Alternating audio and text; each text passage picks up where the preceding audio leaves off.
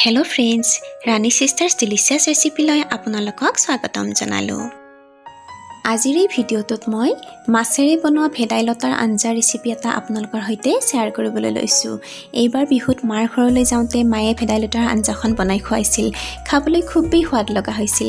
সেই কাৰণে ভাবিলো ৰেচিপিটো আপোনালোকৰ সৈতে শ্বেয়াৰ কৰো বুলি। ৰেচিপিটো যদি ভাল লাগে তেতিয়াহলে লাইক আৰু কমেন্ট কৰিবলৈ নাপাহৰিব। আৰু যদি আপুনি আজি আমাৰ চেনেলটো প্ৰথম চালে তেনেহলে চেনেলটো সাবস্ক্ৰাইব কৰি বেল আইকনটো ক্লিক কৰি দিব যাতে আমাৰ আগন্তুক ভিডিঅ'বোৰৰ নটিফিকেশন পাই থাকে।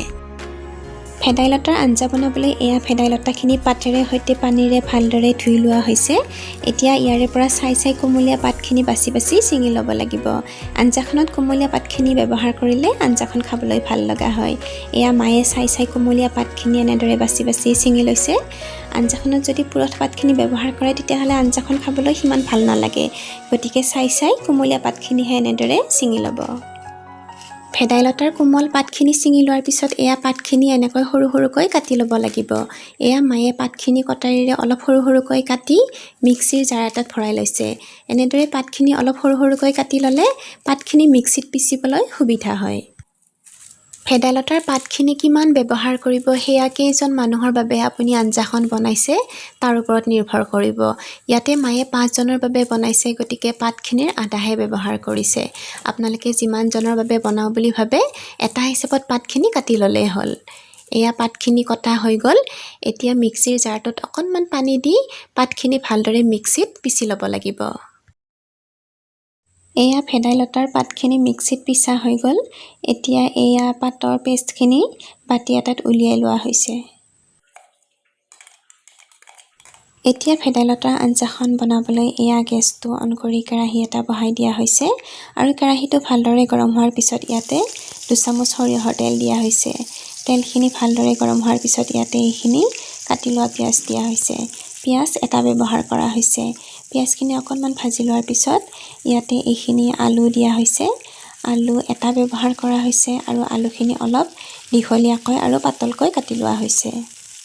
পিঁয়াজখিনি অকণমান ৰঙচুৱা হোৱালৈকে আৰু আলুখিনি সিজালৈকে এইখিনি ভাজি ল'ব লাগিব। এতিয়া ইয়াতে এয়া আধা চামুচ হালধি দিয়া হৈছে আৰু লগতে এয়া 1 চামুচ নিমখো দিয়া হৈছে। নিমখ আপোনালোকে নিজৰ সোৱাদ অনুযায়ী ব্যৱহাৰ কৰিলেই হ'ল। আলু আৰু পিঁয়াজখিনি 2 মিনিটমান ভজাৰ পিছত এয়া আলুখিনি ভালদৰে সিজি গৈছে। এতিয়া ইয়াতে ভেদাইলতা পাতৰ পেষ্টখিনিত অলপমান পানী দি ইয়াতে দি দিয়া হৈছে। এতিয়া হেতাৰে এবাৰ ভালদৰে লৰাই দি আঞ্জাখন 5-6 মিনিটমান সময় ভালদৰে উতলিবলৈ দিব লাগিব। এয়া ভেদাইলতাৰ আঞ্জাখনত ব্যৱহাৰ কৰিবলৈ লোৱা মছলাখিনি মই দেখুৱাই দিছোঁ। এয়া অলপমান গোটা জালুক লোৱা হৈছে, লগতে 1 ইঞ্চি আদা বাকলি এৰুৱাই দুফাল কৰি কাটি লোৱা হৈছে আৰু এয়া কেইকোমান নহৰু বাকলি এৰুৱাই লোৱা হৈছে। লগতে এইখিনি আধা চামুচ গোটা জিৰা লোৱা হৈছে। এতিয়া এয়া মছলাখিনি খুন্দনাত খুন্দি লোৱা হ'ল। লগতে 2টা জলকীয়া মাজেৰে ফালি টুকুৰা কৰি লোৱা হৈছে। এতিয়া এই মছলাখিনি আঞ্জাখনত দি দিয়া হৈছে।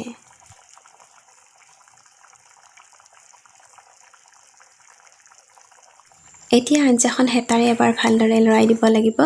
আঞ্জাখনত পানীৰ পৰিমাণ অলপ কমি আছে, গতিকে পুনৰ আৰু অলপ পানী দি ল'ব লাগিব। এয়া আঞ্জাখনত পুনৰ আৰু অলপ পানী দি লোৱা হ'ল। পানীৰ পৰিমাণ কিমান দিব সেইটো নিজৰ হিচাপত দি ল'লেই হ'ল।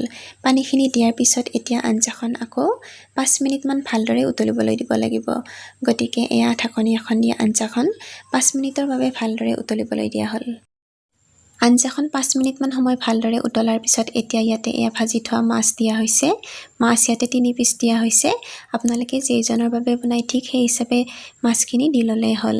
আমাৰ ইয়াতে যদিও আঞ্জাখন 5 জনৰ বাবে বনোৱা হৈছিল, 2জনে আঞ্জাত দিয়া মাছ নাখায় বাবে 3 পিচ মাছেৰেহে আঞ্জাখন বনোৱা হ'ল। এতিয়া আকৌ ঢাকনি দি আঞ্জাখন 4 মিনিটমান সময় ভালদৰে উতলিবলৈ দিব লাগিব।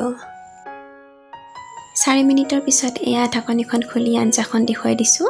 আঞ্জাখন খুব ধুনীয়াকৈ সিজি গৈছে, লগতে পানীৰ পৰিমাণো একেবাৰে সঠিক হিচাপত আছে। পানীৰ পৰিমাণ আপোনালোকে নিজৰ হিচাপত ৰাখি ল'লেই হ'ল। এয়া আঞ্জাখন হৈ গ'ল।